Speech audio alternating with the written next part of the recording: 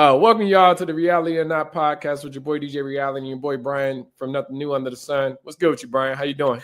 Man, I'm blessed and impressed with the life God gave me. What about yourself, sir? I'm doing pretty good, you know what I'm saying? Just living and giving. Last name Macmillan, chilling like a villain. You know what I'm saying? Like, no, man, everything is good, man. There's always things to complain about, but is it really worth it? You know what I'm saying? But other than that, man, what's going on? What's some good? What's something that you want to talk about today? I know we got a list of topics, but what's some stuff that's on your mind? Man, my mind been flooded with all type of stuff lately because, like, I actually got a chance to watch a short of your podcast with Latoya and my man, and y'all was talking about Stephen A. And I was like, I think y'all kind of shorted Stephen A. little bit, but I understand why, because it's one of them. No, go into it. Because it's weird. Because I can see things from both sides. Because so, and this could be a deeper conversation, but sometimes and I don't want to alienate anyone, but sometimes I feel that if you talk about automatically when you talk about women or Black women in general, we go to the defense, and that's fine. I really do think that Jasmine Crockett was saying what made sense, so I wouldn't I'm not going to say anything that like disparaging anything that she was saying, but sometimes we automatically go to the protective mode, and I feel like we should do that from times, but other times it's almost, it's like, say for instance, accusations of rape or anything like that. Like it's never it's not an innocent into proven guilty in that mentality. It's always guilty into proven innocent. So if a woman, even if it's false accusations, and sometimes it's transparent, other times it's not, it's like it's automatically assumed that the man did it or blah blah blah blah blah. And then even the double standard, and like I said, I may be delving off into a deeper topic, but on the flip side of that, if a man says, "Hey, I was raped, blah blah blah, she put this in my drink," you're like, "Well, shoot, you was a man. Why did you like? How did that happen to you?" So. It's a double side. That, like you said, got a little bit deeper because you're talking about society and how they look at weak men versus women being not weak but also protected, right? I'm just in the Stephen A. thing, because Stephen A. just said a few things that kind of he kind of rubbed you right the wrong way, but I think he's just expressing he just expressing his view of it, and I think that's where we getting the part shook at it. He wasn't ridiculing Jasmine as a person. He was ridiculing what he thought was her delivery of doing her job. His thing was, hey, how can you be doing your job if all you are is opposition, right? Yeah. And sometimes, like other people have said, that her job was to be the opposition. Her people elected her because of who she is and because of the way that she is and because of how eloquently she's able to shut some stuff down. They elected her to be the opposition, right? And I don't think there's a problem with that. I think and like he apologized to her if she felt like he was coming at her, but I think he was really, and this is where people have to get away from these headlines, because I think we get manipulated by these headlines and read the story and you be like, oh, that's a very little part of what, it's clickbait. It's a very little part of what he said. What he said was, hey, I don't know how she is getting anything done using the way that you talking the way that she's the way in her job. Yeah. Based on his opinion, right? And people have their opinion on what Stephen A. gets done at his job. The dude get paid to talk about people. Yeah. I can never do that I can never do that. Like, I think that's what's wrong with the NBA at times, because you got all this drama stuff.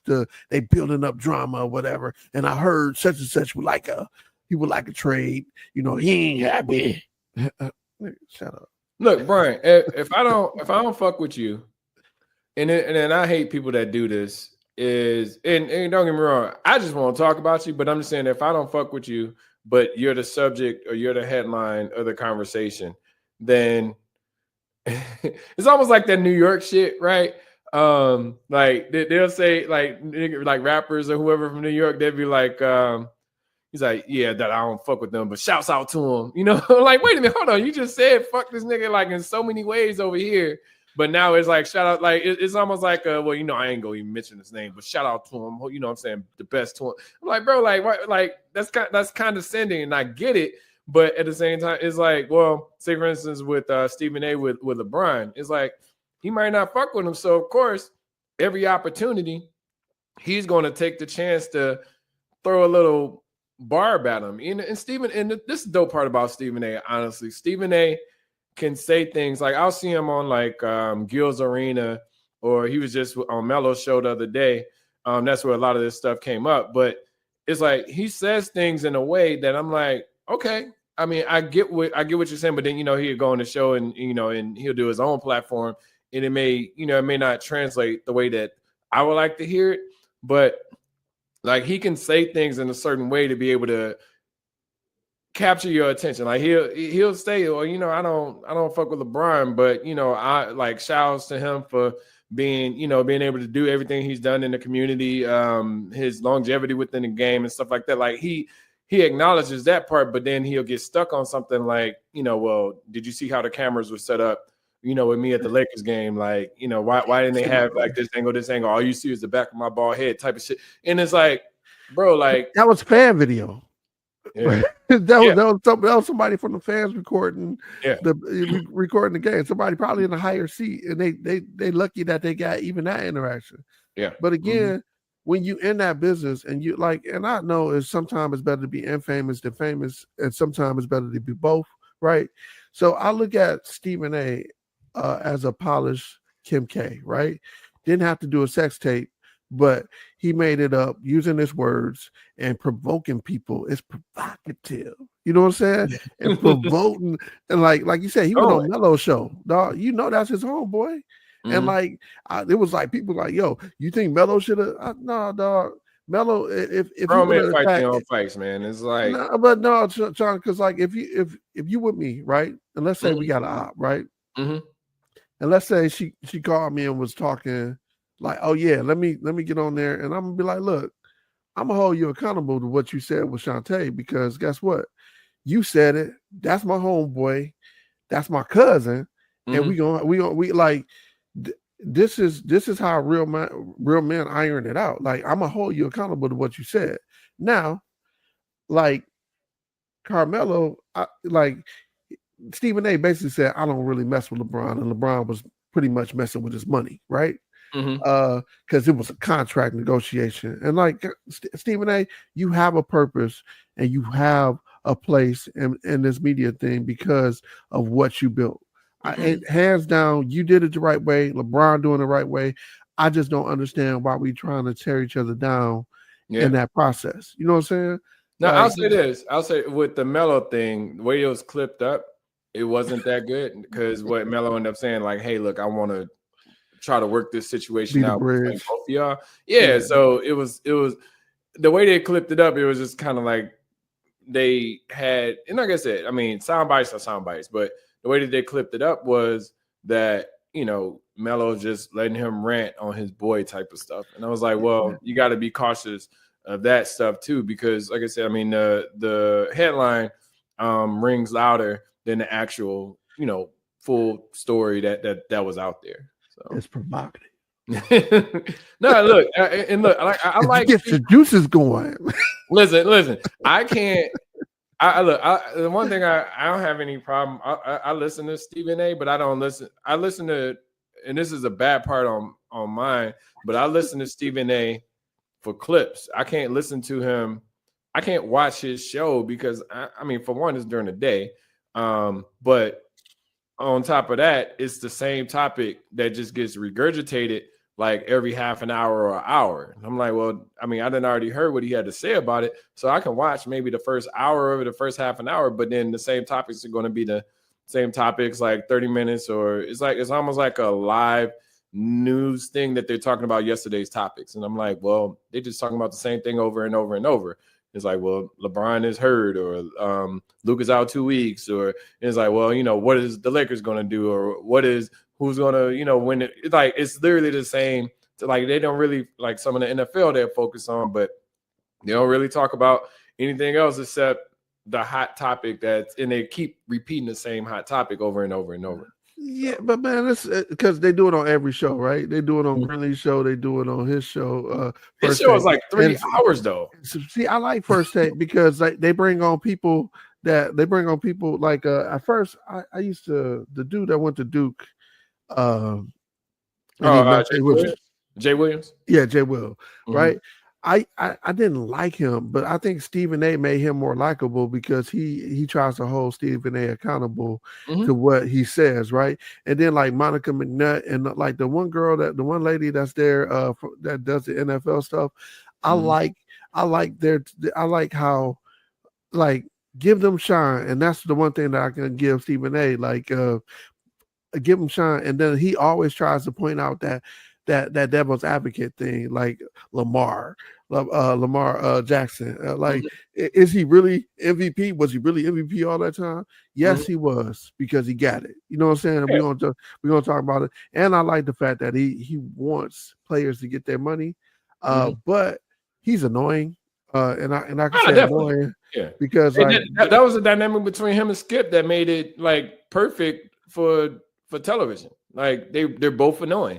It's like they literally go back and forth, and this one was slightly as annoying as the other one. And Skip started to just get annoying in the point of, I'm like, bro, like, okay, you don't like LeBron, we get it, he got to be grumpy old man annoying, that's where he's and getting older. I started saying, man, what the hell? Because you think about these conversations, what do they mean? Jordan better than LeBron? What do it matter? You know what I'm saying? We'll never see him play at that peak. Yeah, we'll never see. And then they getting money off of it. Like they getting millions of dollars off of talking about it. But at the end of the day, when you got all these people talking about it, for what? That's like the best rapper. That keeps you in rotation though. Yeah.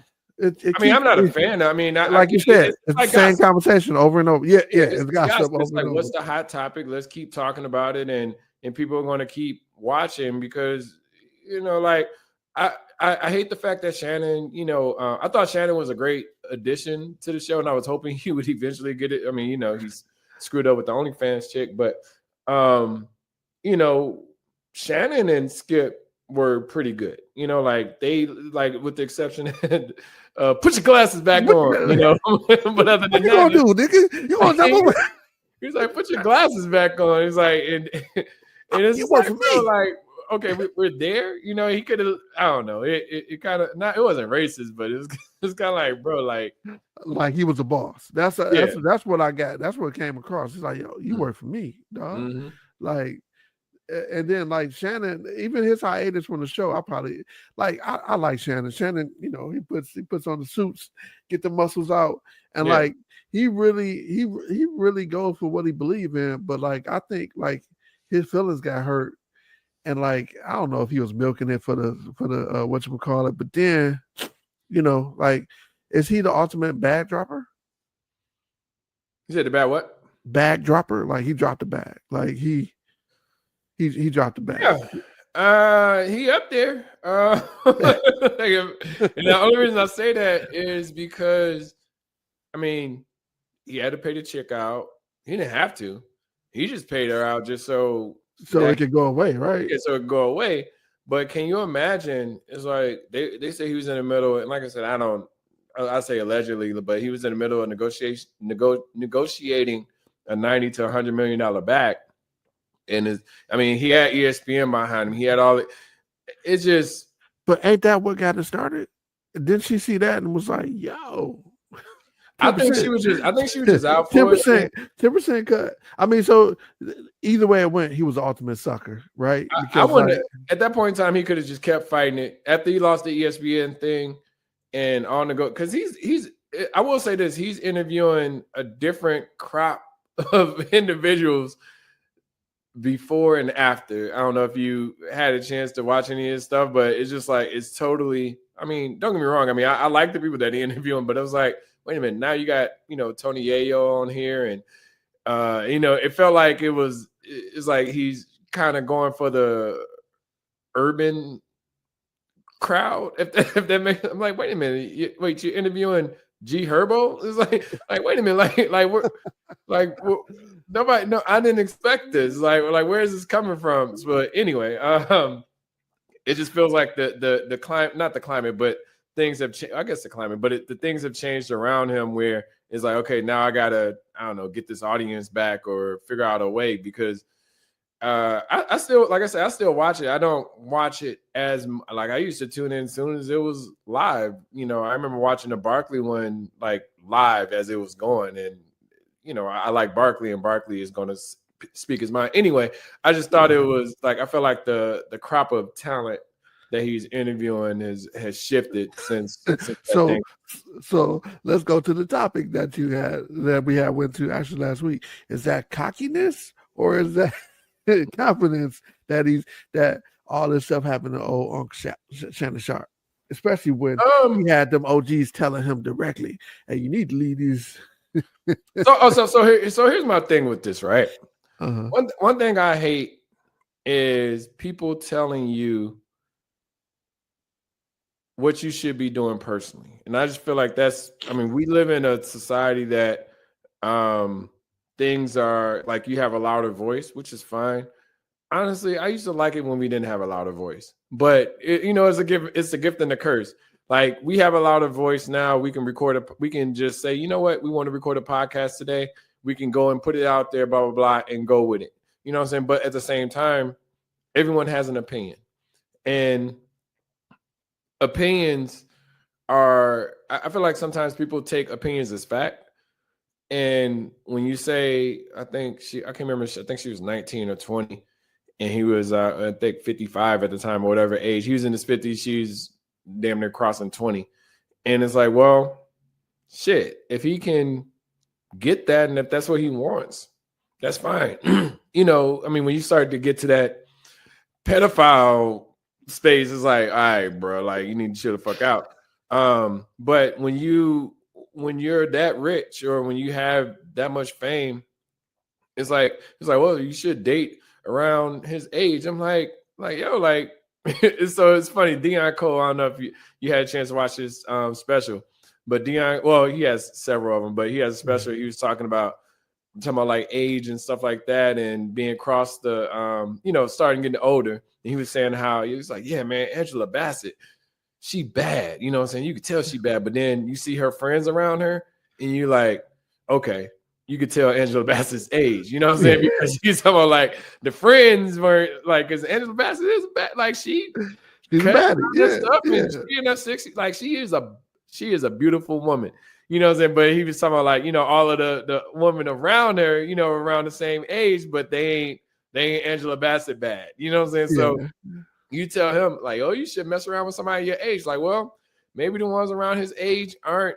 appealing to him. You know what I'm saying? And that's fine. Like, everybody has a preference on who you want to be with. Yeah, now, maybe they ain't hitting the gym like he hit in the gym, because I think he met her in the gym too, right? So, like, so it's kind of like, understand that. Like, are you as appealing, or like, you want somebody, like you said, you found her in the gym, like, is the woman that's older as appealing? Like, he has kids, he's not looking for marriage and stuff like that, so he's just doing his thing out here, didn't nobody say that to the Playboy dude either, right? But I think this is the problem, though, Sean. I think the problem is that they was trying to say the caliber woman he was messing with. You know what I'm saying? Like, who's the judge? So you know how, especially women, when they know these women be in these pockets, right? They know these people. Like, man, Sean, I don't know. Like, I ain't been in the dating game for a really long time. So, like, but I didn't see some, like, just give you a story, right? So my daughter's boyfriend, his sister was marking up dudes. When I say marking them, I said she would go back. She was staying in Texas, would go back to Mississippi, sleep with the dude, go back to Texas, and like, to pay her rent. You know what I'm saying? She was like, hey, we might have a baby on the way. What you want to do? You know what I'm saying? Yeah. And she had 2 marks. And I was like, yo, word? He was like, man, it's my sister, dog. I'm telling you. I was like, dog, that's wild. Yeah. But I know some people in them situations too, where they just kind of milk the dude. Like I got sisters and people in my life, family that you be like, yo, he just getting milked. You know what I'm saying? Listen, and like there's some people that know the setup. You know what I'm saying? Like, listen, I remember one time, I was planning to go on like a first date with this woman, and she was like, it's like, well, yeah, and we back and forth, we texting and stuff, and she was like, well, she said, I really, this is a while back. She said, I really appreciate flowers in a roll up with sativa, for us to meet in person. And I was like, do you appreciate or are you demanding? Like I was like, because that's not the type of dating that I want to do, especially on the first date. How do you even like? Are we going to smoke at the restaurant or like what is it like? Is this just a gift to you? And it's like, well, and then it's funny too. I was like, well, okay. I was like, I'm trying not to be a dick about it. And no, and this ain't even me being a dick. I was like, well, what I'll do, I was like, I'll get these things, surprise her. And then she had, what'd she say? She said, because I didn't respond to the text. She doubled down and was like, did you see what I said about the things that I would like to have? Wait. For one, it's like 3 red flags on this, right? For one, the first red flag is she got a writer for her first date. Nigga, like a writer, like if anybody been in the business, you write in your contracts, you kind of like the stuff that you want to have in order to be able to show up and to feel appreciated, right? That's what you do. You write down, hey, they like fruit baskets and Hershey Kisses. You know what I'm saying? Like she has a writer. Was this like? It's always a way to say things. It's always to say, hey, these are the things I like. And then if I provide those things, that's fine. If not, then, I mean, like I said, it's different. I always say it's different between standards and expectations. You know what I'm saying? It's like, you got to be cautious of both, you know what I'm saying? But at the same time, if your standard is to have these things, but yet someone doesn't meet those standards, like you can get by with those, but with expectations, it's like, if you don't do this, then it's a wrap. It's like, bro, like I don't even know how to buy drugs. So you're gonna tell me, I'm still like, so I'm supposed to go and be like, hey, you can I buy some drugs, please? It's I don't. But it's just funny, like. And you supposed to roll it for her, or do they come rolled, or like what? Look, I didn't understand the whole. And I'm so analytical that I'm like, wait a minute, like, did she really like? That's what I'm like. Are we gonna smoke this together? Is this a gift? Is this a? And I'm like, well, and I straight up, I was like, yo, this ain't the type of dating that I want to do. Like, this is crazy to me. And I'm trying to think. She had said, she's like, well, we have different ways of thinking about dating, but since I'm like, be blessed or something like that. And then me being who I am, because she started out with appreciate. It was like, I quote unquote appreciate your honesty or something like that. It's like, bro, like, what the fuck, man? Like, that shit blew my mind. I was like, yo, we can appreciate, like, I would appreciate head, you know what I'm saying? Like, but you know what I'm saying? Like, I'm not gonna be like, well, I appreciate head on a first date. I appreciate head whenever like I take somebody out and stuff like that. Like, no, that sounds ridiculous to me. Like, but it was just interesting. I'm like, really? Those are the things. And mind you, I'm like, damn, this isn't even like, like if it's my girl or something like that, and you say, hey, had a weed, had a liquor, had all this stuff, ready when I get to your house or something like that. I'm like, okay, cool, like we kicking it, you know what I'm saying? But on a first, like, I don't know you type of person, it's like sounds very man, we getting to know each other and you want me to bring these gifts to you you want me to bring these that like what tomorrow date look like? Yeah, that's wild. And she texted to you and didn't even like. I think if you say it in a way, it could not feel like so transactional. You know what I'm saying? But yeah, it sounded very terrible from what I remember. Like it just didn't sound because I had to think about, I was like, okay. I was like, well, I wouldn't mind dating her, but I wasn't thinking of it as, but I'm thinking of it at the same time. I was like, well, if we go, I don't know, smoke together or something, and I'm not even like a smoker like that, but I'm like, well, shoot, are you just go take the pre-roll and go about your business? like I said, we can't smoke it at the restaurant or wherever we're going. So is this just kind of a gift? Like you said, it's a writer type of deal, like with a concert or an artist and stuff. But it was just funny to me. I'm like nah, this ain't it. And I appreciate it.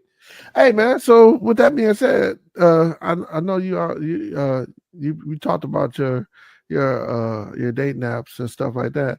Do you ever think you would deploy an AI agent to kind of thin the herd down a little bit, or like you ever think, I'm using AI every day now, so like I'm just wondering if you would ever think about applying AI,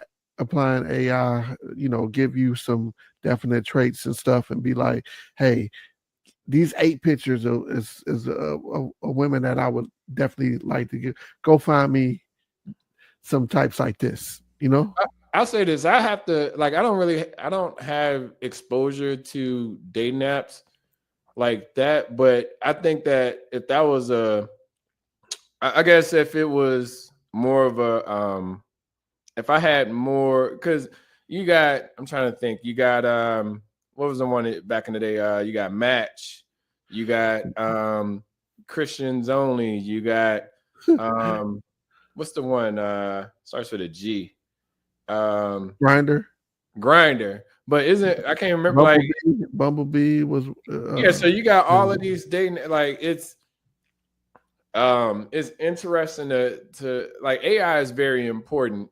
I would feel like you would have to incorporate that to say, hey, look, but it could be very I want to say egotistical, but it could be very hey, look, as an example, hey, look, I'm looking for someone that's 5'7", 160 pounds, goes to the gym, doesn't smoke, no kids or anything like that. Like, no pet pictures. Let's say, of course, within the dating app, like you can put I guess you could put like criteria, but at the same time, I would think of it as, like, I don't know, a dating assistant or something like that. Hey, these are the things I want, and I want to make sure that. But you have to be able to get more intuitive to say, but doesn't seem to have an attitude within their profile or something like that, and the AI be able to generate something like that. But like I said, it could be extremely biased, based off, because AI is interesting, man. Yes, it is. Yeah, yes, it is. I took an AI class maybe about a month ago, and it's just like when you understand how it's broken down, because it's literally putting the words that you're saying, and it's trying to make it's trying to derive an understanding of what you're actually looking for. So it's dope in the sense that it could be dangerous, but it's dope as well that if you can utilize it for something like say, for instance, a dating app, I feel like people can find who they want through those types of AI structures. But then again, it could be, I don't know, say dangerous, but I think it's it can be dangerous in impacting the way that you think. I don't think it's dangerous in what it's actually producing, but what it's producing. That's dangerous too, because like it can produce something. Maybe it's an AI chick that you're gonna end up finding. You know what I'm saying? Because like I've seen these people, the scams is getting crazy because of AI. Because like AI can give you context of what. So the new Rezo.com stuff that I'm working on, right? It's a complaint website where you can complain about everything, and I'm using it to basically gauge the text and try to put them in two different categories, right? Hey, is this a category? Is this? Are they mad about the service? Are they mad? What are they mad about the service? Are they mad about the food? Are they mad about the time it's taking? Like I got like 8 categories that I'm trying to put a complaint in. And you can complain about several things in one passage, and you'd be like, oh shoot, what is this? Is this a complaint, a compliment, or whatever? And putting it through the AI, basically, because like I'm not gonna read all these complaints. People love to complain, but putting it through there and then being like, hey, what would you categorize this as? It's really dope as far as being able to synopsize what body of content is. So like going back to the dating thing, right? And I'm gonna give a shout out to our cousin DeMarcus, because he had a really great idea about a dating app that we had started kind of putting together, but you got to follow through with what you say, to make it. But if you just say, hey, look, I'm gonna do me an AI agent that looks through it and say, hey, let me find all the ladies that have a have a description of being upset about something, about their last, like which ladies are being bitter. Let's get away from that. Can you please not include bitter women or something like that? Or a woman that description would be, I could define as bitter. If she's talking about her ex, is she newly single or whatever? Or you need a pre-roll up in a in flower, not flower, but you need a pre-roll up before you start a date. Like exclude them. But man, the other part of that, like we were talking earlier, the other part of AI, like what I do notice now more, and then, like even at the conference that I was at Saturday, I was at the Dev Fest in Orlando on Saturday. The employers trying to hire people, AI is really doing the just work, and they're really not getting a lot of resumes. And I can understand it, because like now you have the ability to flood. If you do one job posting, like you can get like he said, I'm getting, where I used to get like maybe $100, 100 of them every two weeks. He's like, I can get 100 in the first hour. I'm like, shoot. Yeah, happens all the time. Look at LinkedIn. I mean, LinkedIn is you look at LinkedIn as an example from the what's it called, the in apply versus having to go to the actual website. And the in apply lets you do a 3-click, boom, you submit it. But then the actually going to the resume or to the website, in my opinion, I would think the traffic is less, like, oh, well, just apply rather than apply within LinkedIn, would probably have the numbers go further down. But the one problem I have with AI, in my opinion, is a lot of people aren't using it or are afraid to use it. I don't know if they think it's the devil or what, but the thing about technology is, right, you got to use it in a way that makes sense for you and that it can't hurt you. So as an example, you say a resume. It's like, hey, I don't like, no one should not have a resume, or that's like a triple negative.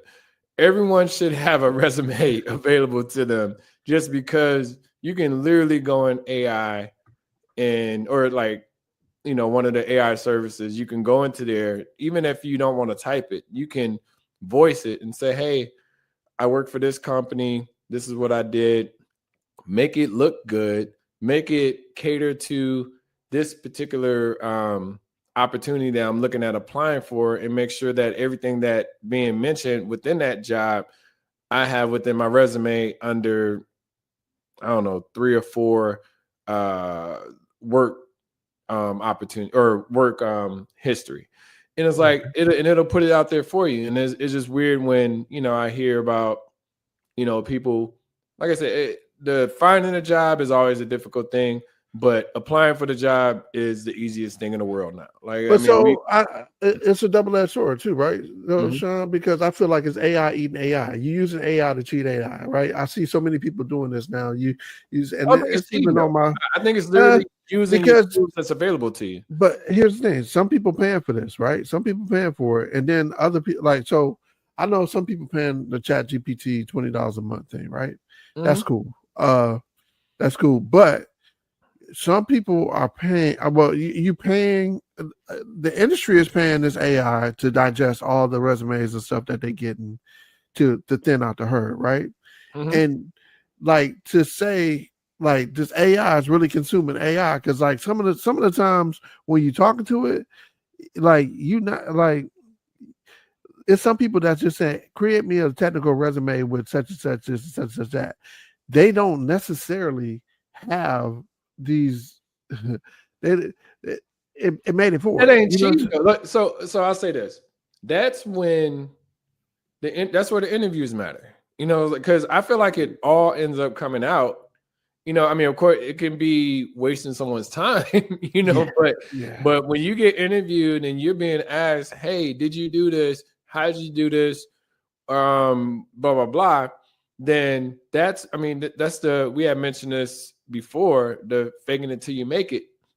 Like, if you can't fake it enough, or if you, because the thing is, like, say for instance, with me, it works in my favor because I can be like, well, you know, I've done this, but put my resume in here and say it better than I would say it, rather than beating yourself in the head and like, okay, I don't even know how to create a resume. It's like, it's giving you the opportunity. So what I'm saying is leveraging it for not the experience that you have. I'm just saying within the resume or within the job market, but just understanding how to use it and when to use it. A lot of people are like my mom, like something as simple as Siri. Like, she was like, well, you know, can you send me the directions? I was like, just ask Siri, like how to get from here to here, and she'll tell you. You know, you know. So I'm saying leveraging it in the right time, not, you know, falsifying. I mean, so you have so many people that don't know exactly what. So they look at a job, and like I'm gonna tell you, some of these job descriptions are unicorn stuff because, like, when I look at it, like a project owner, right? Like a project owner. They want you to be the project owner. They want you to be the scrum master. They want you to be the tester. They want you to be delivery manager. All that stuff. Yeah. And that's just not something. If your project is big, that's just not something that you always like. It's not a lot of people that's touch all those things, right? Project owner. A lot of times they didn't have to be technical. They had to just know how their product went and how they wanted to move the product forward, right? You had a BA or you had a Scrum person that was more technical, or even a developer lead that end up doing more jobs. Breaking it down into more technical terms, doing it. But I've worn every hat at every single job I've been at. I've never worked with a Scrum Master. I've never worked with someone. Only ones I have, you know, I worked with QA or quality assurance. Did you have a PM too? Did you have PM? Yeah. Okay. But that's why I try to get, like, whenever I'm I want to go too much into the details and derail the conversation, but I will say that I had, like, because people get these roles mixed up, is that, and that's why most of the time I try to mention both roles, even though I've like my title was this or my title was this, only because, you know, you can get ruled out if, say for instance, I say I'm a product owner, which means that I own a product, start the product from start to finish, or from beginning to end, from creation to obsolescence, or hand off to growth, right? But then you got the product manager who sees the vision, talks to the not stakeholders, because product owners talk to stakeholders too, but is reporting this directly to what we're doing within the organization, how you can have return on investment and things of that nature.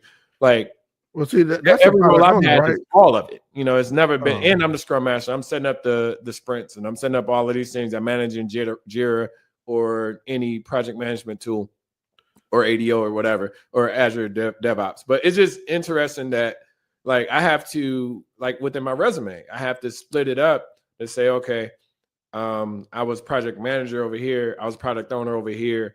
I was project manager over here. I was product owner. Like I literally have to make sure that it's so diverse that it covers all of the roles, because they'll say, well, you don't have anything as a product owner. I was like, well, no, I was the product owner as I was a product manager, or I was the project manager as my title says, I was a product owner. So yeah, ideally we would have these other different, like, so when I say lead developer, a lot of people was like, yo, like, but I was also the project manager, because I'm the one who had to, well, I'd say project manager BA, because I had to not only talk to the business, but I also had to make sure that we was on task and write and have the reports so they could see what was done and how to, like, that whole aspect of the game, you know, kind of get kind of crazy. But yeah, and so we say that to bring it back to the AI, right? So when you are when it's AI heavily fluffed, are you looking for these keywords to get through the down process, right? And I think that's what and I will tell you, like, when we talk about self-doubt, I think that's what been the biggest thing, because, like, usually it hasn't, like, with me and job searching, I haven't had to contend with, 3,000 people applying for the same job. Yeah. And they have to whittle down all of these different whatchamacallits. It's been something that's been niche with me that's been, like, already put me into the interview. I am 49 years old, and I feel like I don't have a lot of time left. So when people interview me for, take an hour of my day for an interview for nothing, like, I don't really even want to be interviewed unless I'm like, we talked about 3.5 hour interview last week, nigga. Yeah, like, and I don't, and I'm like, 3.5 hours. Like, what the hell are we going to talk about for 3.5 hours? I was literally scheduled with the same person. I was scheduled with the same person that I interviewed with the second interview, and I'm like, why am I interviewing with this guy an hour again? Like, I literally just talked to him an hour 2 weeks ago, like about the same stuff and blah blah blah. But like I said, I mean, but then I had to talk to somebody for a half hour. Then I talked to 2 other people for another hour. Then I had to talk to 2 other people for. I'm like, why are we spending all this time? Like, put us all in the same space, do a panel interview. We talk for an hour. And go from there. And yeah, like, because that's 3.5 hours you're not gonna get back. You could have been doing some different. You could have been doing some different resumes, job postings and stuff like that. Yeah. And that ain't even including your travel time, right? Yeah. And so, like, to me, and I ain't saying that I should. But I did it, you know what I'm saying? But that's the difference. Like, people have to literally, like, of course, it would be more convenient for them to do it, but that's their process, and that's what I'm saying. Like, with ChatGPT. Or ChatGPT, just any of the AI agents in general, is like, if you want to, I want to say circumvent the process, but I remember for me, I had my resume professionally written over maybe like 2014, 2013, somewhere around there. But I understood, like, I wrote people resumes in college, so I understood it, but I was like, well, shoot, I'm not getting any hits. So I had somebody structure it and do it, but then I was like, okay, now they structured and do it. Now all I got to do is edit, blah, blah, blah, blah, blah. So that's what I'm saying with ChatGPT. You don't have to have a professional writer to do it for you anymore, or just with AIs in general. You don't have to have anyone do it anymore. You can say, hey, structure this. Hell, most of the time, honestly, I look at other people's LinkedIn profiles. I'm like, okay, I've done those things. Let me copy this over. Okay, I've done this, blah, blah, blah, blah, blah. And then I still edit mine, but I'll say, ChatGPT, put this in. I don't know if this is still a thing, but like ATS or ATA form or something like that, just to make sure that it gets read. And it does it for you. Like, why am I sitting up here paying somebody I remember one time somebody jumped on my LinkedIn and they were like, yeah, I can rewrite your resume for you, And I'm like, no, I'm cool. And then they jumped in like a recruiter. And I was like, so they was like, well, yeah, that's a game, right? So they were like, they got me, but because I felt bad, I was like, all right, man. But and it was only like $20, but they jumped in and they were like, yeah, you got some good things on there. Can you send a copy of your resume? And I sent it, and they're like, okay, cool. Do you need anyone to rewrite it? I was like, nah, I'm okay. I'm good. And then they rewrote it, and it's like, what are your thoughts on this? And I'm like, I mean, it looks good, but at that point in time, I was like, all right, man, y'all done damn raped my resume and it made me do something that I didn't want to do in the capacity. So I was like, all right, I was like, yeah, but I don't want to pay for it. And it's like, well, we only charge you $20. I was like, all right, man, I'll give you $20. Like, was it really like is that the way you have to do it to be able to so. And I mean, and for that $20, how much time did they spend? And that's the part that I'm fighting in my head. On my LinkedIn, I talk about the companies that I started and that I'm working with right now. And so I get a lot of pushback on that. It's like, hey, are you still? I said, yes, that is my side hustle.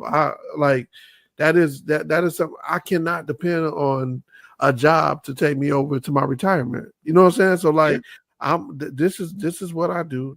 These are what I have these that I can show people what I did. You know what I'm saying? Mm-hmm. Even just doing the reunion, dude, we got a 501c3, a federal 501c3 non-for-profit company. I started that. I did that whole process. You know what I'm saying? Like, there is value in that. Because there's a lot of people that want to do it and ain't never touched it, don't know how it works, ain't never filed a 990. You know what I'm saying? And like, even though mine's gonna be a 990 EZ, but you have these people that try to. It's like, hey, you ever thought about working as CTO? And I have, but at the same time, when you go to these companies and they try the first thing they do is like, who have you CTO for? And if you only been yourself, then they acting like that's not really valid. But it's a catch-22. Like, how could you get the experience if you're the experience I'm looking to get? It's like, exactly. And then look, so one thing you just brought up a second ago, and we'll jump off of the AI topic. One thing that you just mentioned, you said how to I've never started a nonprofit. I've never done That's, I mean, not even just AI, but that's what Google, and that's all I said. A lot of people are afraid to research. I feel like, don't get me wrong, I'm not I read things, and I read things that, like, I mean, I just got one certification last week. I'm planning to get one this week. Oh, you passed? You said what? You passed? You passed yes, that? Sir. Yes, sir. And it's just like, we're so afraid at times to, I don't know if it's afraid to learn, but there are tools out there that makes it easier. Like I said, these AI tools, like I said, even Google, to say, how do I start a nonprofit? How do I, like, what are the steps? And it's like, well, shoot, there's so many links on here. I don't even know which one to read. It's like, look through life is so, people, not to say that people are afraid, but the things that we're older.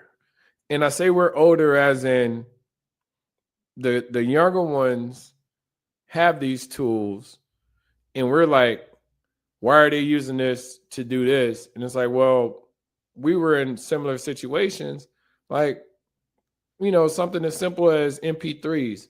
My mom has never downloaded an MP3 ever in her life. She probably don't even know what an MP3 is. You know what I'm saying? But at least now, as being older, we are exposed to the technologies, and we should know how to use them, or we will get left behind. If you don't understand, like that person, like you, as an example, the resume thing that we had mentioned. You could be sitting up here trying to rewrite your resume all day, or you can put it in here and say, hey, structure this, make it look exactly to what the company is asking for, and then you review it. And that's one problem too. People just like just throwing stuff in these tools and not even looking at the outcome of it. But anyway, review it and making sure that it caters to exactly what you're looking for. And I don't understand. Like I said, it's not meant to. I just like sometimes I get to the point I just, not to say focus on myself, but when you try to teach these things to other people, and you're trying to teach them to the younger people, and they have a better understanding of it, but they're just not utilizing it. And you're older and quote unquote, not to say like you're the OG, so you're not to say that you're not supposed to be using them, but your generation is a generation that kind of pushes against using these different AI methods. And it's like, well, no, like, it's a calculator thing, right? It's a calculator thing. Like when we talk about calculator versus remember the TI-85 and shit? Or yeah. So like they want you to graph, and it's already a grafting calculator, right? But like understanding the process behind the graphing calculator is half the battle. So you can, because here's the thing, I know a lot of people that throw stuff in AI and think that this is fact. And like some of this stuff is hallucinated. It's like talking to your cousin, and sometimes he get off on a tangent, and like, and it's not all the way real. So like you have to know what's real so you can bring it back. And like you said, to the point where when you bring your resume into there, you still need to be able to explain it. And then like, so my resume, and I think I got on my Kanye with my resume because as a programmer, you have to talk your shit in order to be considered. And I'd rather talk my shit, and I want to say not be considered, but I'd rather talk my shit and be who I am than for y'all to just hit me with that unfortunately message. Like, no, they gotta talk my shit. Like, the same thing with negotiating and stuff like that. I mean, I was in a situation where, not to say the negotiation went wrong, but I asked for what I wanted and they didn't want to provide it. So now I gotta, move on to the next opportunity. It's like understanding what you want out of it. And if they can't provide it, then of course I was disappointed, but at the same time, it's like, well, no, like they didn't meet what you were going for. So it's fine. Yeah, and I was actually okay. I was like, do I want to do this? Do I not want to do this? But the language, I was like, bro, like you can just fire me. Like it was something in the language. It's like, oh, you can just fire you without any right or cause. Yeah. And granted, Georgia's an at-will state, but at the same time, you can negotiate those things. Like understand, like talk your shit. Like, hey, this is what I gotta have. If you can't meet that, same thing with the pre-roll and the flowers. Like I was like, well, I don't have to give that to you. Like I can be kind and do those things, but I don't have to. And it's the same thing within life in general. And one thing that you had just mentioned a second ago is like, yeah, people are taking the AI as a fact. And this is what we talked about with people making their opinions into facts. It's like everything, like reading through the lines and understanding that everything, even if someone says it, whether they're, a follower, listener, etc., like everything that they're saying isn't always true. I remember it was I remember one time watching this Jay-Z video, and I was like, damn, like this is crazy. But I was watching this Jay-Z video. This is maybe like 2013, 2012 or somewhere around there. This is the whole Illuminati time, and it was a pastor talking online, and he was like, "This is why Jay-Z is in the Illuminati." And I was like, "Wait a minute, hold on." I was like, this is a pastor. This isn't just a YouTube fan. And I watched it. It was 29 minutes that I'll never get back in my life, but I watched it, and I'm like, wait a minute, hold on, this is dangerous. And I say it's dangerous because he misinterpreted the line that he said I'm trying to think how the line goes. It says something about a prostitute. It was on the New York State of Mind song, but it was essentially saying he took it as he was talking about Satan, and the line was literally like a prostitute going to church the next day, even though she lives her life, whatever. But he literally went off on this line for 29 minutes of just wrong information just because he misinterpreted the line. And the scary part about that is pastors are supposed to be up on it, right? Yeah. So now you're preaching the wrong message. That's why I always tell people, like with the religion is meant to be interpreted. It is not meant to be like necessarily, I want to say followed, but it's not meant to. It's like, I feel like religion in general is like be a good person. You know what I'm saying? Rather than following the wrong person. Like I said, that person literally said that. This person is a devil. And I was like, wait a minute, does that even practice the teachings of what religion is? And I'm like, wait, so now you're misinterpreting the line, and then you're also doing something that the quote unquote Bible says to not do, is the prejudgment type of thing. So it's like, wait a minute, but people are just like, yeah, he is the devil, blah, blah, blah, blah, blah. And I'm like, that's crazy to me. Like I said, I never, and sometimes, I look at, maybe it's just the realistic side of me. Like I look at it like everybody take a shit every day. Like they normal people, but yet they just have a little bit more notoriety or fame than I do. Like if I talk to Jay-Z, I wouldn't be like, oh man, da da da. I'd be like, well, tell me your thought process during this. Like that's the way I think. Like I wouldn't. Of course, it would, because those aren't rooms that you're normally in. So it'll have a level of it'll have a different level of or a different experience level of people that you interact with. But at the same time, he's a person, so you got to treat them as a person. So when you put the devil on somebody, or you say this person is this, it's the same thing with Shannon Sharp or Stephen Smith or Stephen A. Smith that we were talking about earlier. It's like, well, no, they're operating out of, sometimes within their feelings. So they incorporate or they infuse their conversations with how they feel. But I can't prejudge, or I can, but I care less about who Shannon sleeping with. Or, it was things like, well, Shannon definitely gay, or that. I was like, I don't know. I'm not trying to sleep with Shannon or trying to figure out his sexuality, So I have been going at it with, the religion thing, and the religious versus spiritual versus Christian versus, and when you said that before you went to see your example, like in the 10 Commandments, God said on 6 days of labor, after 6 days of labor, rest, right? Mm-hmm. So then for you to say after 6 days of labor, rest, so that means Friday night, Saturday morning is your Sabbath. You know what I'm saying? Like, I'm like, what if I ain't start working until Tuesday? You know what I'm saying? Like make it, you can't tell me that those rules, and then it's people that'll tell you that interpretation, bro. Like but it's people that will straight up tell you that I'm wrong for thinking that way. I said the rules is you're thinking for yourself. Yeah. And the other part of that is that even Jesus told the dude that he could work on Sabbath to grab the corn or whatever. And I was telling him, I was like, look, there's exceptions to it, because he knows exactly what we need in our life when we need it, right?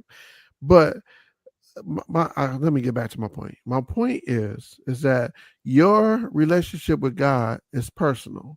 Nobody has your testimony to know where you're going, to know where you've been, right? So when people sit here and say stuff like, hey, we read the same passage, we got two different understandings, I'm okay with your understanding, you're going to respect mine, or just get the freak on. You can't tell me we all got the same, we don't all start working the same day. Yeah. So I take it as what he said. 6 days of labor, 7 days of rest. No, we are not the same. I remember, you may not remember this conversation, but I remember this conversation vividly between me and you. And this is me and you younger, I can't remember how old we are, but I couldn't grasp the idea. I think your mom had you when she was 16, 17? 15. I'm the second oldest. Yeah. And I couldn't grasp the idea. I'm like, wait a minute, she had you in this, but my mom had it when she was 26. Like, how is that even possible? He's like, well, no, she, but I couldn't put it together that it's like, well, no, everybody's situation isn't the same.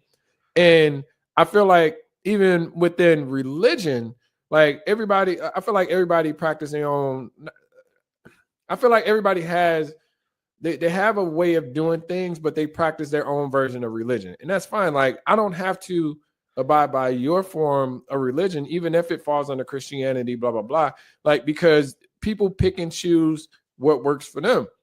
Like, people, like I was telling Latoya the other day on the recording. It might have been the one with Sid, but I can't remember. But I was telling her, she was like, what she say? She said, it's like, don't nobody, like, she's saying something about lying and everybody don't have to lie. I was like, you lie, but you just choose what you lie for. I was like, and it was dealing with relationships. I was like, I don't have to lie in a relationship, but hell, I'll lie to keep the peace. No, to make $1 million. I'll lie to make sure that I don't know that I can get food stamps. I don't know, like people lie for different reasons. You know what I'm saying? It's just like, and it's like everybody isn't 100, not to say 100% honest, but if it comes between your welfare, your lifestyle, you're going to lie about it a little bit. Like if you say, hey, if you had a club, I mean, I ain't been clubbing like in a long time, but like say when you're in a club and you ain't got nobody in the club, but if somebody like you at the door and they like, well, is your group in there? I'm like, yeah, my group in there. You know, like you go lie just to get in, so you ain't gotta wait in line. Like people find reasons to do things, and that's why I say religion isn't all the same. It's not like a square book. You say the 7 days of the 6 days of labor, 7 day off. It's like, nigga, that was before Christ. Like that's literally BC. Like it don't, like, come on, man. Like if I have to work on a Sunday and I got to get this work because I said I was going to have it done by Monday, but in the Bible it says do not work on Sunday, blah blah blah. That's not even against the laws of the Bible, but anyway, it's like I have to get what I got to get done, so I'm not impacted by this Monday because I may not have time to do it when I go into the office or whenever I'm working from wherever I'm working. And like some people just abide by certain things. Like, of course, you can have. I mean, like I said, with the chick talking about the weed thing, I'm like, I don't have to abide by what you appreciate. You know what I'm saying? Like that was just crazy to me. I was like, who does that? Like even the chick that said that she was holding off the marriage, right? That's more religious. You know what I'm saying? Like, yeah, I don't have to fuck with that. Look, and that's the thing. Like, but you ain't ask her what she will do before marriage, though, either. Did you? Did you ask her if she was in the? No. But look at it like this: like holding on. Like if that's what you want to do, people feel like, and this is people feel like you must operate within their structure or rules, and that's where I think relationships, like you find the balance of what works for you and what works for the person that you're with, is that. I mean, you tell me as an example, you're not going to do anything until marriage. I'm like, okay, cool. So I'm still going to do what I want to do before marriage. You can do whatever you like. If that's what, like, you got to and sometimes communication is a part of that too, but you be like, well, that ain't agree to disagree. Like, that's not what I'm going to do. It's like, well, no, you kind of thinking selfishly about it. It's like, no, you're thinking selfishly about this. Like, I didn't put these parameters up. You know what I'm saying? But again, I feel like, and like you said, everybody has their relationship with, like. So I put in the topic. I was like, look, man, like people talk about the Bible and how the Bible is a path to salvation, right? Mm-hmm. But then, what if you find out that your Bible don't even have all of the books that was written for the Bible? You know what I'm saying? Do you feel betrayed? Do you feel like, hey, somebody obviously made an executive decision and was like, what if there's verses missing out of the Bible that you that you don't understand why I jumped from Matthew's chapter 7 verse 12 to from verse 7 to 12. There's verses taken out of the Bible, right? And so like, and you can't do that. you cannot pick and choose. No, that's like picking the headline. That's literally. I saw that. I saw this white dude win, and I didn't know how to feel about it. But it was a white dude that was. Did you know how the 5%ers? I only consider them 5%ers. They're what do they call them? The dudes that be on the side of the streets, like in New York. Oh, Israelites. Yeah, them. Yeah. And it was a dude. I'm gonna see if I can find a video, but it was this white dude that was going back and forth with him, and like they didn't show the end of it, but they showed like a video, like he had got him real good, like because they was throwing verses back and forth at each other, and this dude was like well versed within the Bible. But I hate when because they literally pick parts out of the Bible to say, well, this is why this is like this, and this is why this is like this. It's like, well, no, that's. For one, it's different times. I mean, hell, honestly, bro, the Bible was written by people or individuals that saw their way through Christ, right? So in the sense that, I mean, I can write a chapter. I mean, I can write, there's some short ass passages within the Bible that, I mean, some people say they talk to them for like, I mean, 3 pages of the Bible, like literally shorter books within. So anybody, I want to say anybody, but the Bible is written by man through what they saw through Jesus or through God, etc. So it's like, yes, it's a collection of books to make sure that you can, I don't want to say see the vision, but it makes it easier to derive what makes sense for you to be able to move throughout life. And like I said, back then, 6 days and 1 day off, made sense. Now, no, we work hybrid. We work remote. Like, I don't know. Like, I mean, it's what you define as work too, right? Yeah. So like, it's a little bit different. But then labor, and I want to get into semantics about it, but yeah, like it still could work if you apply it the way like I'm a programmer, so I say 6 days on, 1 day off. Like that means it's a criteria that has to be met. If I only work 4 days, then why do I need a day off? You know what I'm saying? Yeah. And if you're doing it in a cycle, everybody don't stay on the same cycle. You know what I'm saying? Like if you do take that 4th day off, then now you got to work 6 days to make sure you like. So he said keep the Sabbath, but what if you only work 3 days and you kept your Sabbath on the 4th day? Is he mad? Mm-hmm. You know what I'm saying? Like, but again, I look at it and I say, this is a vehicle. Like I was just talking to my mom about it because, like I tell you, these religious people is hitting me heavy right now. I don't know what's going on, but they're hitting me heavy, Sean. They're telling me I need Jesus. I'm telling them, hey, you're right. Right. I need something. We all need Jesus, bro. Yeah, exactly. But at the same time, I don't need you telling me what I need. Like one thing I did. Like, I went to church the other day, and one thing I did take from that, because like I said, I mean, we're living to learn and figure out how to maneuver through this shit, right? But one thing I did learn, or one thing I took from the message on Sunday, was that he said that if you want something, be specific with God. Don't like, he's like, but don't be disappointed because it's still going to come when it comes. But at the same time, he's like, hey, look, I want this week. I need this week. Like, and understand, like, don't be afraid to ask for things, or to have the faith that things will come within the time that you want them. Because we get ambiguous. You're like, oh man, I just want to make 6 figures. Like, no, I want to make $500,000 a year. I want to make $750,000 a year. I want to make $1 million, per year by this. Understanding the vision. Understanding what you want and specifically speaking to it. These things are attainable because people have them.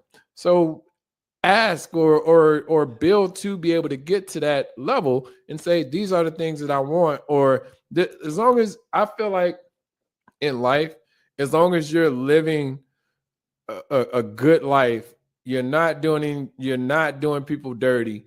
You don't have to go to church every week. You don't have to, like, people like, well, why don't you like why aren't you physically in, like, because sometimes I'll listen to it, sometimes I'll go physically to church. I was like, I don't like, me personally, I don't like to hear people sing in church. I don't know what it is. That shit bothers the fuck out of me. I'm like, I was like, just get to the message. like I want to hear the message. I don't want to hear this nigga sing. I fucking hate praise dancing. Like that shit. I'm like, what the fuck is this shit? Like, why are you doing all this waving and shit? Like, I don't like that shit at all. So whenever I go, shit, I even time it out. I'm like, okay, well, I was like, if I get there at 10:45, like, okay, he'll start his message around like 10:50. He'll be done around like 11:20. In church lets out 11:30. Or if I go to the 12 o'clock service, like, oh, well, he's going to start his message around like 12:40, 12:45. I get there at 12:30, 12:35, get a good seat. I don't know, shoot a few texts and whatever while they singing, and then then I'll be ready for the message to get started. I don't know what it is. Like, it damn near annoys me. Like, shout out to the Church of the Living God on Hoyt Street in Muskegon, Michigan, because that is one of the reasons why it Pastor Williams was definitely one of the best pastors I've ever had in my life, because I was able to talk to him and he was able to give me like feedback in real time, and he wasn't like one of those pastors that was. He was he was a teaching pastor. You know what I'm saying? And he ain't driving no big Cadillac. He drove that green Toyota Camry for I don't know how long. But I will say that, like, the singing is what got me into the, like, when you sitting there and like I think it was he ended up marrying Mike Scott wife. Was she a Hollis sister? Are you talking about Squid? No, not Squid. Mike Scott, his wife. No, Squid. Mike gone. Yeah, but I'm saying before he was gone, wasn't he talking to because remember he had came to the Church of Living God and met his girlfriend. Squid, I don't think Squid is married to the Hollis sister. Okay, but I thought they still married. Scott, yeah. I thought Mike Scott was actually talking to one of them too. But he might have been. I can't remember, because Mike passed. I don't know. Like I said, I didn't know much. I mean, like I said, he was family, but I didn't know much. After going to school and stuff like that, being removed, I didn't know much of who was with who. But yeah, I know. I think, but yeah, this was when we was going to church. I just knew Squid married the because they still married. Yeah. And when they got up there and started testifying, and then would make it into a song, and would like I still remember, I ain't never heard this church song anymore, but like, I will sing hallelujah, I will sing, oh Lord. And I was like, yo, like this they got me in the mood for rejoicing, and like, it's very hard to recreate, because I keep going to these churches and I'm like, dog, this is not it. Like, and I used to love singing. That's the thing. I used to love to be there like the whole time, which is crazy. Now I'm just like, get to the point. Y'all, like, this ain't it. And then it's the, like I said, the praise dance and then like all that stuff. And I'm like, y'all been singing this song for 20 minutes. Like, but then you even got these new school churches where like it is a video, and like it's a production. They got like my boy church in Atlanta. I actually watch his church every once in a while, because they got teaching preachers that come there sometimes. So right. And then like they had this whole Avengers series about like with guys. So I was like, oh, that's kind of dope. Yeah. Kind of keeping it relevant or whatever. I'll send you my pastor link, man.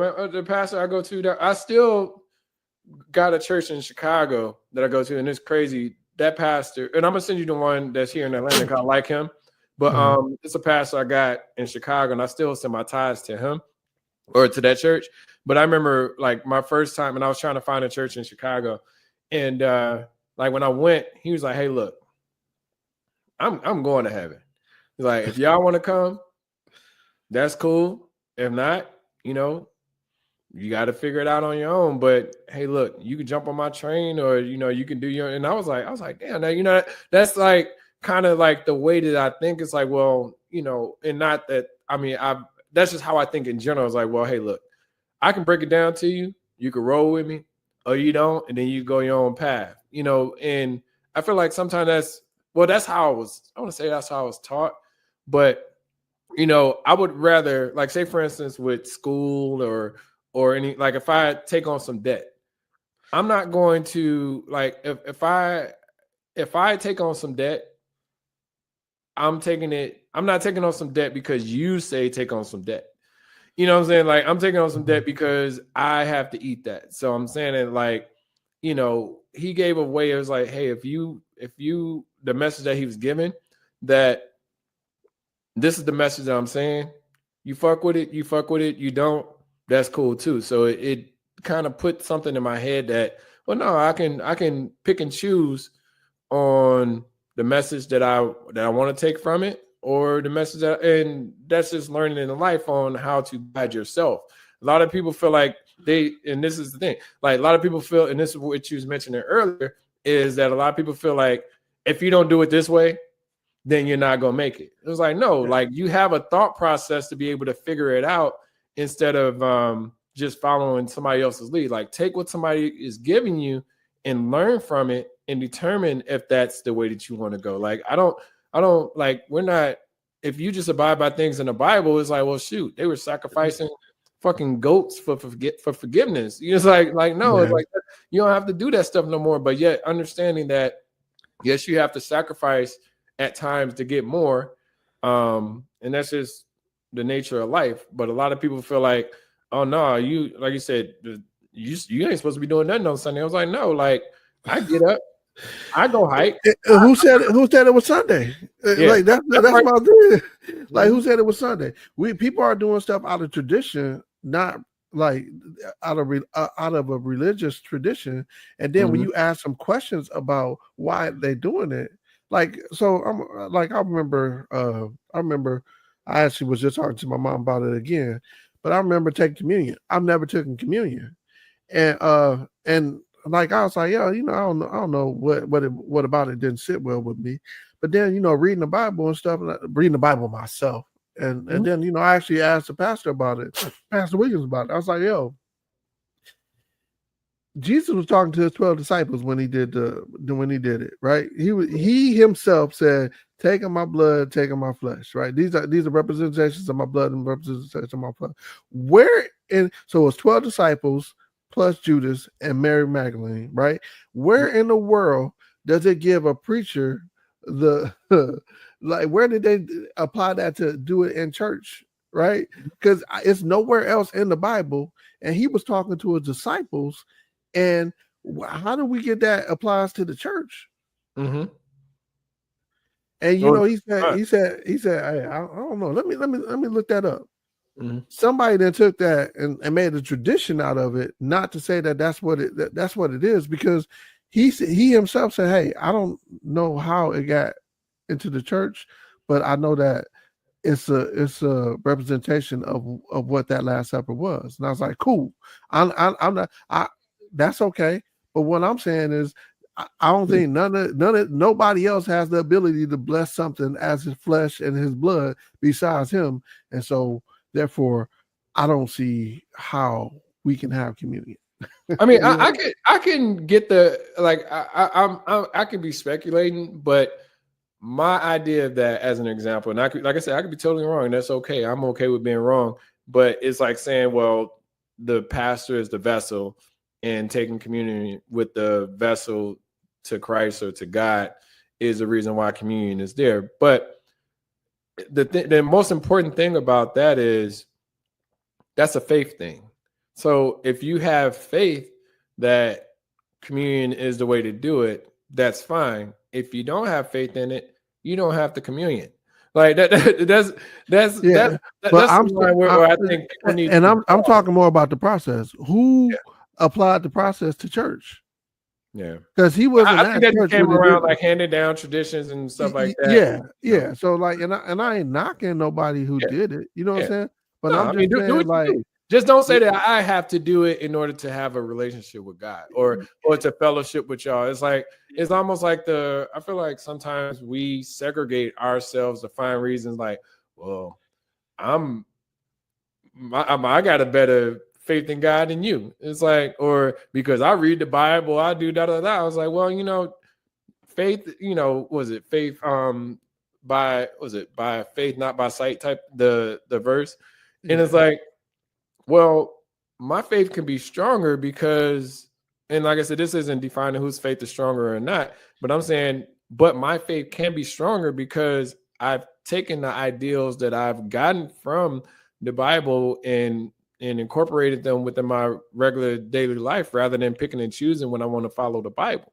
Right. It's like, it's just interesting when people have a certain way of, because I mean, we separate ourselves, whether it's by class, whether it's by religion, whether it's by salary, whether it's by experience, whether it's by age. And it's like, well, no, like, yes, we can separate ourselves in the sense of knowledge, but at the same time, like, that doesn't make me better than you. Like, I'm trying to teach. I'm trying to make sure that, you don't fall to the same things I've fallen to, like, I just want to make sure that, I'm not over talking or talking at you rather than with you. Communication is important. A lot of people don't know how to communicate because they hide behind these expectations and standards of what life is to be. Like, no, you're not going to tell me this is what Sean is supposed to do. Sean is going to figure out what he needs to do from learning from you, and that's just the tricky part within life. Like, people really feel like you need to do it like this. People say, well, maybe you shouldn't have tried to negotiate the job, or maybe you shouldn't have done that. I was like, no, I will learn one way or the other by my choice, not by what you would have done. Because yes, I mean, quote unquote, left money on the table, but there will always be more money on the table. Yeah, that's what makes us. And so again, when you talk about faith and people better than faith or whatever, I don't even look at it that way, because like, we all have our own personal relationships with God, and I can't tell you mine is better than yours. I can just tell you how it has made me a better person. You know what I'm saying? And my better person don't mean that it's a better person than you are. Mm-hmm. But I think getting that category out of there, saying, hey, look, like, I'm like, people so quick to tell you what you're doing wrong. And I went to a church earlier this month where they do a lot of different, like, they had a lot of different rituals. They had the oils, they had the anointments, mm-hmm. and stuff like that. And that's you put olive oil on my forehead. Like, what?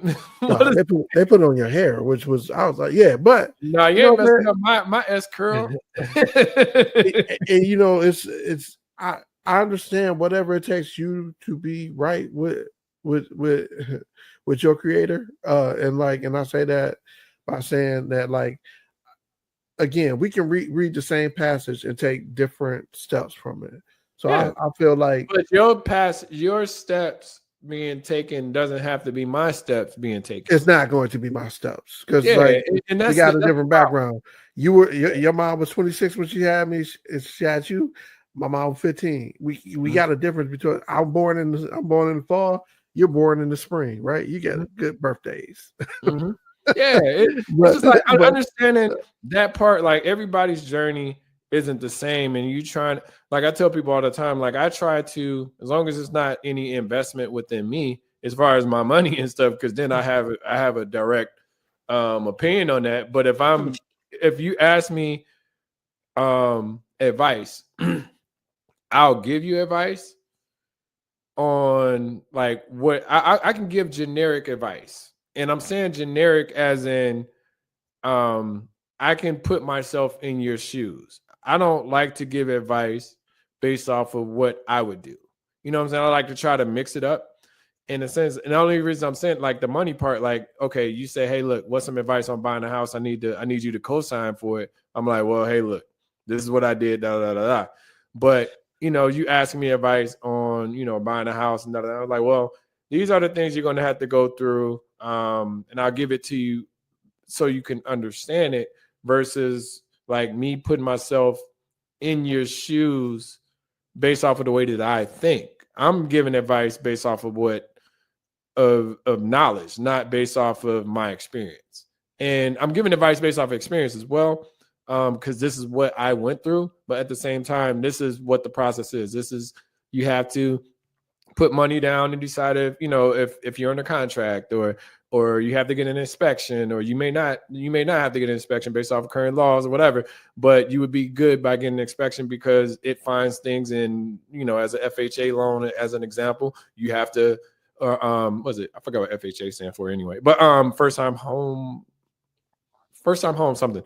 But anyway, being able to have pass inspection, blah blah blah. Like, this is the neighborhood you should consider because this neighborhood is potentially on a come up. But a lot of people give advice on how to, like, why are you buying a house? You don't need no house. You need to save your money, blah blah blah. It's like, well, no, I'm not asking you for too high. advice. I'm asking you for advice on how to buy a home.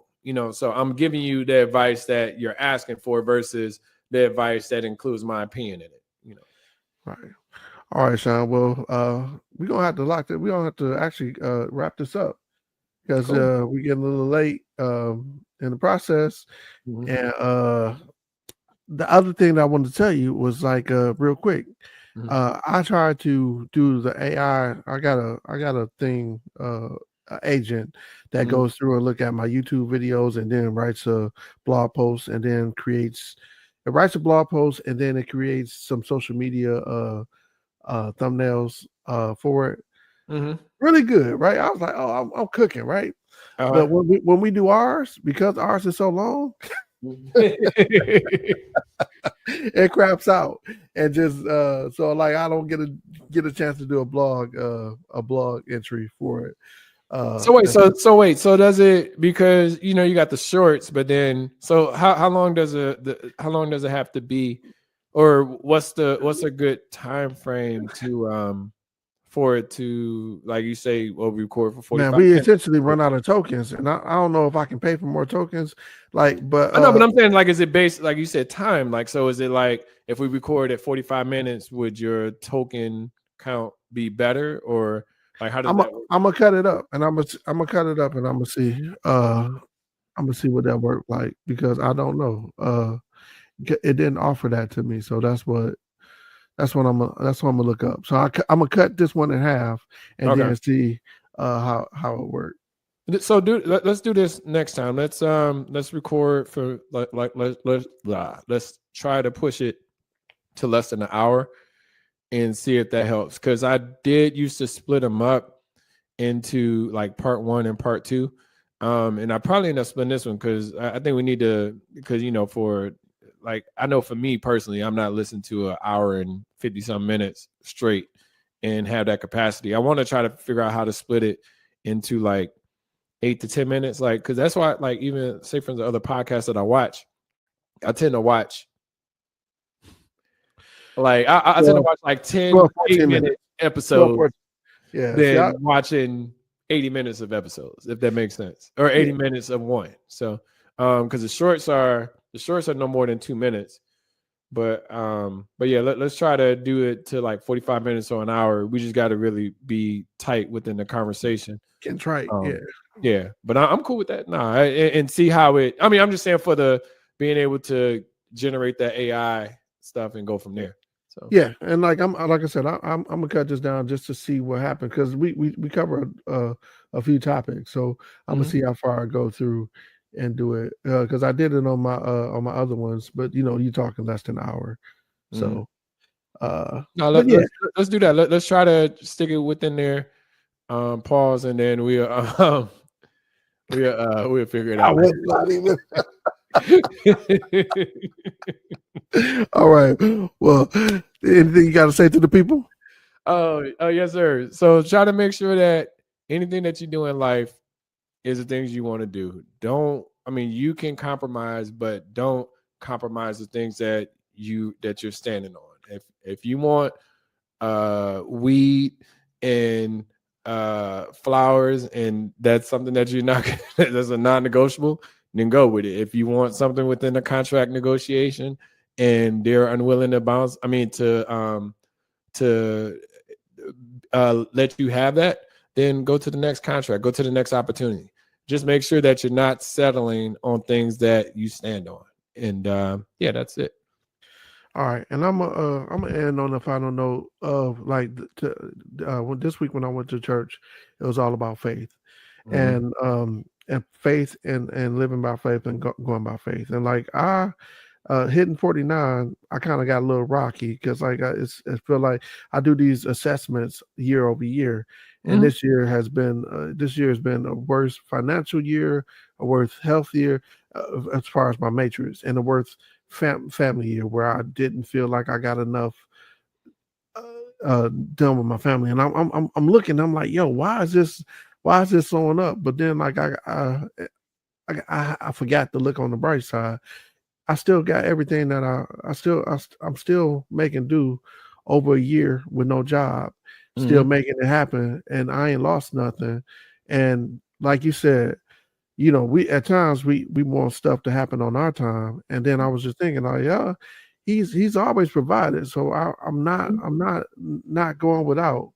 And I just got to keep like renewing in your faith and knowing that, hey, like he ain't never dropped you off. He ain't never dropped me off. He ain't never took me to a place, and I ain't never not been blessed.